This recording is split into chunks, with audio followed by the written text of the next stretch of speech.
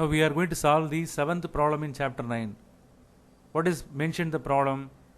On your birthday, you measure the activity of the sample bismuth 210, which has a half-life of 5.01 days. Half-life of the bismuth is given. The initial activity that you measure is 1 microcurie. Here 5 things to be found out. First one is the approximate activity of the sample on your next birthday. Second one is decay constant. Third one is mean life. Fourth one is initial number of atoms. The term birthday, that is indirectly tells that the time taken, that is equal to 1 year. 1 year is equivalent to 365 days. By using the given data, you have to find out the following things.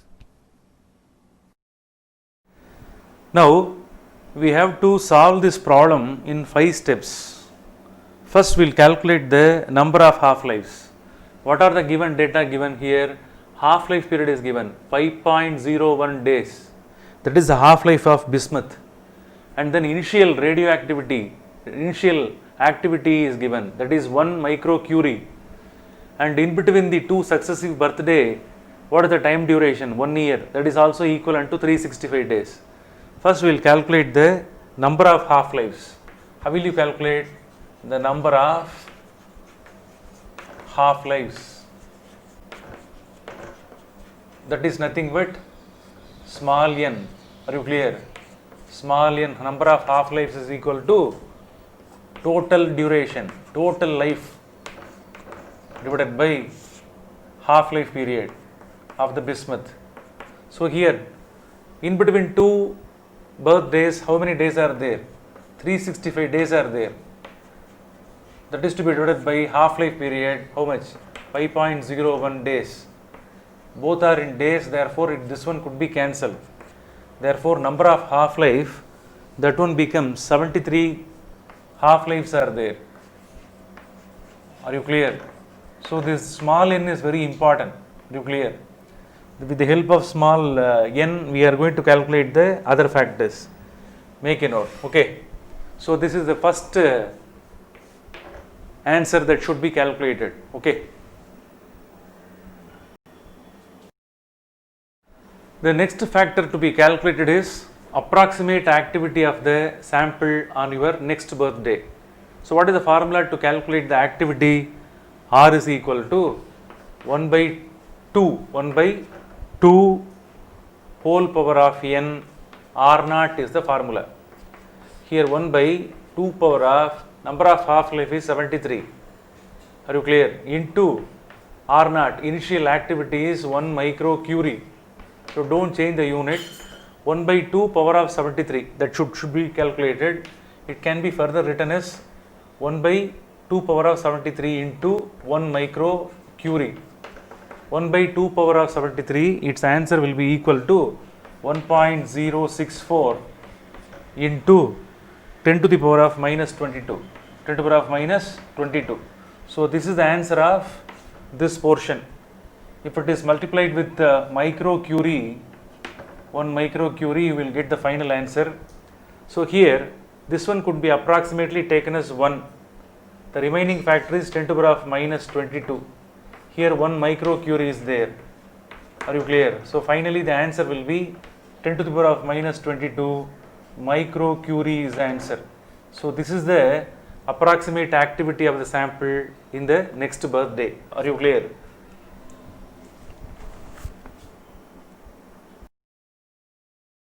Now the next factor to be found out is decay constant. What is the formula? Lambda is equal to 0.6931 divided by half-life period is the formula. Therefore, lambda is equal to 0.6931 whole divided by, it is given in terms of days, substitute 5.01 days.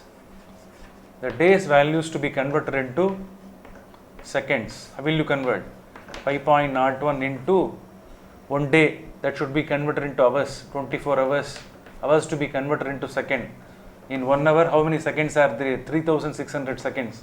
So on the whole, 5.01 days is converted into seconds.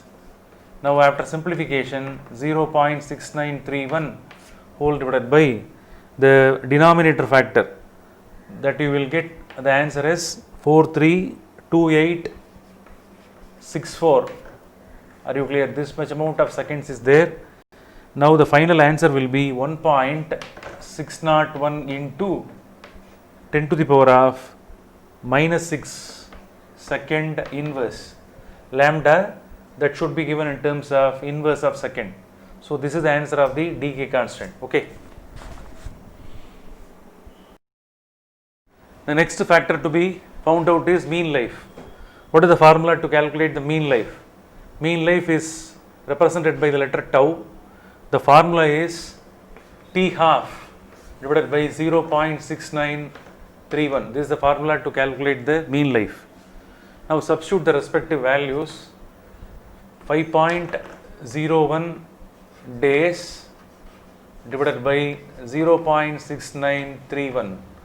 So after substitution and calculation, you will get the answer as 7.228 days. Are you clear? This is the value of tau. You should know one thing, that mean life will be always greater than which one? Half life. Make a note. Are you clear? Compare both the two. Mean life is always greater than the half life. The final one is, we have to find out the value of initial number of atoms. How to find out the initial number of atoms? The formula is, fundamental formula is, initial activity is equal to integration constant, disintegration constant must be multiplied with initial number of atoms. Here this is nothing but initial number of atoms, N naught. Before the activity starts, some amount of atoms will be there, no? That is called N naught. So we know the value of R naught, already it is given, lambda is also already known. Therefore N naught, initial number of atoms, N naught is equal to R naught divided by lambda. R naught is 1 microcurie, 1 microcurie, that is the answer, divided by lambda. What is the value of lambda? Already it is found out, 1.601 into 10 to the power of minus 6. That is the value. We know the value of 1 curie. 1 curie is equal to 3.7 into 10 to the power of 10. 10 to the power of 10 disintegrations per second. So this is the value of 1 curie. Here micro is there. Therefore 1 into 10 to the power of minus 6 micro. For micro it is written. For 1 curie, this answer must be substituted. 3.7 into 10 to the power of 10 whole divided by 1.601 into 10 to the power of minus 6. Here this 2 can be cancelled. So finally the answer will be 2.311 into 10 to the power of 10 atoms. So this many number of atoms were initially present before the activity, before radioactivity starts. This is the value of N naught, initial number of atoms. Okay, thank you.